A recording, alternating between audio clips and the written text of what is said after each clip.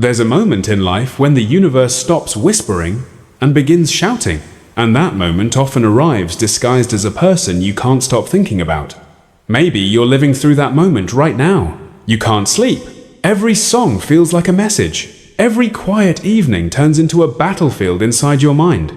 And the strangest part? You're not even sure this person returns your feelings. Yet something in you insists, this must be destiny. There's no other explanation. But let me tell you something that may shake you awake in a way no horoscope, no romantic movie, no sign from the universe ever could. The person who consumes your thoughts is either your destiny or the voice of your deepest wound wearing the costume of love. And the next few minutes may change which one you believe. Carl Jung, the controversial, uncompromising architect of analytical psychology, spent his life studying the exact force you're feeling right now. Not the cute kind of love, not the poetic kind, but the obsessive, magnetic pull that feels cosmic, yet leaves you restless, confused, and doubting your worth. What Jung found was so brutally honest that most therapists hesitate to tell you. Not because it's wrong, but because it shatters illusions people cling to. Before we go deeper, pause for a second. Take a breath. Not a romantic breath, an honest one. Because what I'm about to share will either dismantle your beliefs about this connection or reveal a truth your soul has been trying to tell you all along. And here's the real question of this entire journey. Is this person truly meant for you? Or are they simply the echo of a childhood wound begging to be healed? This isn't just philosophy. This isn't spiritual fluff. This is about reclaiming your inner center the way the Stoics taught, the way Jung demanded, the way your life desperately needs right now. So, let's begin. Jung discovered a shocking statistic long before trauma bonding became a modern term. 90% of people who believe they've found their soulmate are actually reliving an old wound. Not a divine connection, not fate, not cosmic timing, but childhood patterns resurfacing with a new face. Think about that. 90%. 90% fall in love not with a person, but with a familiar pain. They mistake emotional dependency for soul recognition. They call destiny what is actually a wound crying for resolution. Maybe that hits too close to home. Maybe it's something you've always sensed but never dared to articulate. Because if this person is not your destiny, then what have you been holding on to? But Jung didn't stop at the 90%. He spoke of the remaining 10%, the rare, transformative, sacred connections that transcend time and ego. Connections that elevate you instead of exhausting you. Connections that arrive not to complete you, but to awaken you. Here's the paradox. Most people cannot tell the difference. Because when your inner world is hungry, when you feel incomplete, the mind will interpret almost anything as a sign from the universe. And that's why so many people feel crazy for loving someone who barely plays a meaningful role in their life. Jung would say, you're not crazy, you're unconscious. But let me be blunt, in a way that honors your strength. You cannot attract a destiny-level relationship if you're still addicted to the emotions of your past. The love industry sells you fantasy. Follow your heart. Trust the pull. If it feels intense, it must be real. Jung's reality is colder but cleaner. You don't fall in love with people. You fall in love with your projections. Projections of longing. Projections of abandonment wounds. Projections of who you wish you were. Projections of the parent who didn't love you enough. Projections of the version of you you're desperate to become. That perfect person, you see? They're not perfect. They're a mirror. A mirror reflecting the parts of you you haven't integrated. That sudden spark?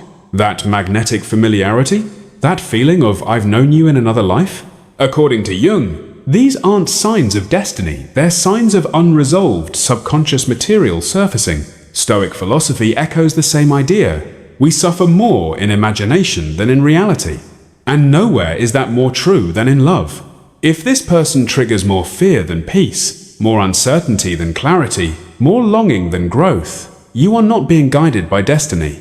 You're being guided by unhealed pain pretending to be destiny. And this is where part 2 begins, because if most connections are illusions created by wounds, then what does a real, fated connection actually look like? Real destiny doesn't feel like chaos. It doesn't feel like anxiety wrapped in excitement. It doesn't feel like constantly trying to prove you're worthy. A true, fated connection, the rare 10% Jung spoke about, only appears when two people have integrated their shadows enough to see clearly. That's why destiny rarely arrives during emotional hunger. It arrives during emotional maturity. And here's how you know the difference. If someone makes you anxious, it's not destiny, it's your trauma speaking. If someone keeps you guessing, keeps you unsettled, keeps you chasing, that is not soul connection. That is nervous system confusion rooted in past wounds. You can feel it. Your body knows. Listen, if being around them makes you shrink, if it makes you feel not enough, if it awakens old wounds of abandonment, that is not destiny. That is repetition. The Stoics taught that anything that destabilizes your inner peace is not aligned with virtue, and anything that keeps you imprisoned is not aligned with love. Destiny does not imprison. Destiny expands. True love, in Jungian terms, is transformative, not addictive. It elevates you instead of tormenting you. It invites authenticity instead of performance. But here's the truth most people avoid. People are addicted to the wrong kind of love. They confuse fear for passion, drama for depth, intensity for intimacy. This is why breaking toxic patterns feels like withdrawal. Because you're not addicted to the person, you're addicted to the emotional roller coaster. So let me ask you something honestly. When you think of this person, do you feel grounded? Or do you feel consumed? Do you feel seen? Or do you feel invisible? Constantly trying to earn a place in their life. If love makes you lose yourself, it is not love. If love makes you abandon your center, it is not fate. If love makes you feel anxious, confused, or unworthy, that is your inner child speaking, not your soulmate. And now we step into the next layer. Because if you've recognized yourself in these patterns, the question becomes, what does true fated love feel like? Real destiny is quiet. Not the kind of quiet born from silence, but the kind of quiet born from alignment. You'll notice something different the moment you meet it. Not butterflies, not the anxious rush, not the I need to impress them survival mode, but a calm recognition, as if something inside you whispers, I know this energy. A real soulmate connection doesn't shake your nervous system. It steadies it. It doesn't demand performance. It invites truth. It doesn't activate your wounds. It holds space for them without making you feel ashamed. This is the kind of love Jung described, a connection that calls you to authenticity, not anxiety. Listen carefully here, because this is the line that separates illusions from destiny. If someone brings you peace, they are aligned with your path. If someone brings you chaos, they are aligned with your past. True love feels strangely simple. You sleep better. You breathe deeper.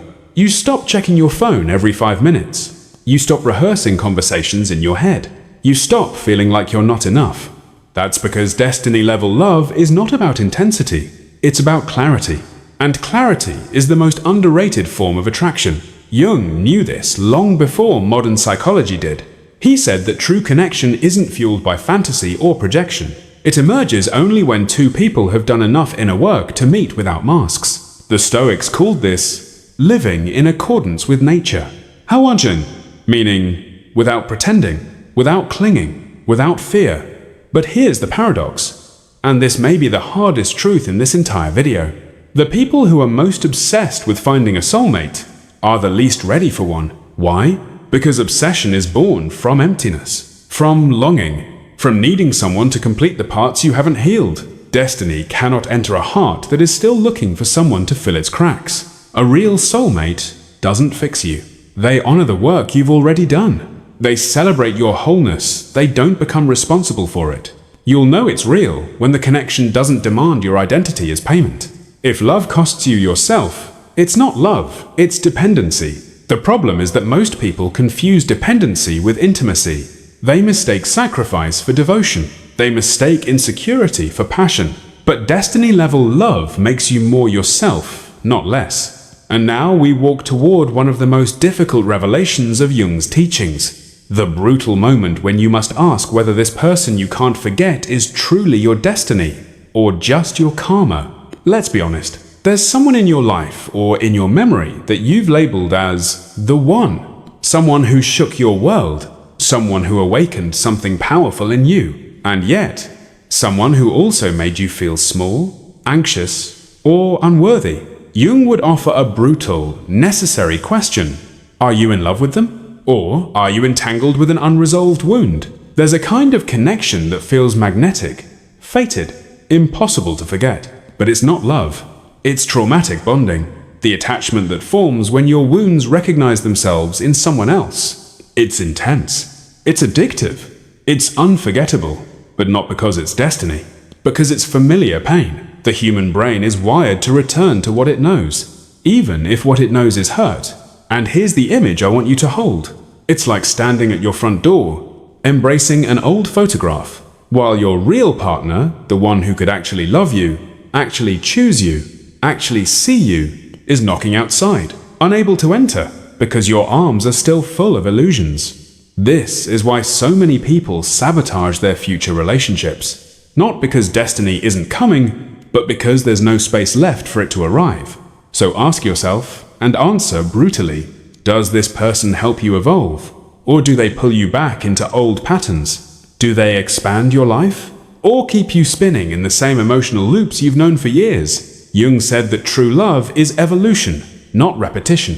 If someone feels like every chapter you've already lived, that's not destiny. That's your wound replaying its favorite story. But your body knows the truth before your mind does. So here's a test, simple but revealing. Close your eyes. Imagine being with them. Not imagining their face, their voice, their presence. Imagine yourself in that moment. Do you feel free or trapped? Centered or scattered? Authentic or performing? Grounded or anxious? Connected to yourself or lost inside them? Your nervous system is the most honest voice in your life. It always tells you the truth your ego refuses to accept. Your destiny will never demand that you abandon your inner peace to keep it. And now, as we move deeper, we reach one of the most misunderstood ideas in love. The difference between familiarity and belonging, and how synchronicity can mean transformation even when the relationship is not meant to last. Here's something Jung understood better than anyone. Intense relationships are not the destination.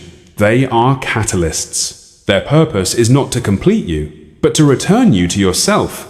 People confuse familiar with fated, but familiarity is not destiny. It is memory. When someone feels familiar, when you're magnetically drawn to them, it often means this. They remind you of a wound you haven't healed. They echo the emotional patterns of childhood. They replicate what your nervous system learned long ago. The brain returns to what it knows, even if what it knows is abandonment, inconsistency, or emotional chasing. This is why so many people fall for the same type again and again. Not because these people are their destiny, but because unfinished emotional stories keep seeking resolution. But destiny, real destiny, feels different. It doesn't feel like the old pattern repeating. It feels like coming home to a place you've never been, but somehow recognize, not because it's familiar, but because it's true. That is the energy of a fated connection. A deep, quiet recognition without chaos. This is where synchronicity comes in. Sometimes a person enters your life at the exact moment you're undergoing an inner shift. The timing feels cosmic.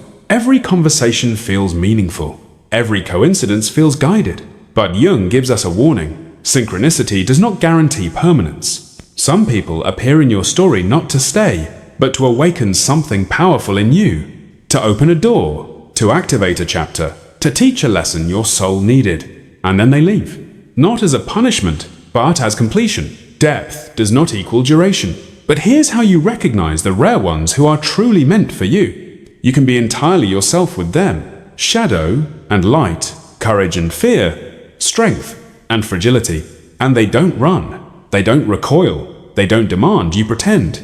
They hold space for every part of you you've spent years hiding. Real love doesn't flinch at your darkness. It embraces it and helps you integrate it. Not to fix you, but to walk with you as you evolve. And now, we are ready for the final movement. How to attract the love that is truly meant for you, and how becoming whole is the path to destiny. Here's a truth most people spend years avoiding. When you desperately seek love, you attract everything except love. Because desperation isn't a frequency.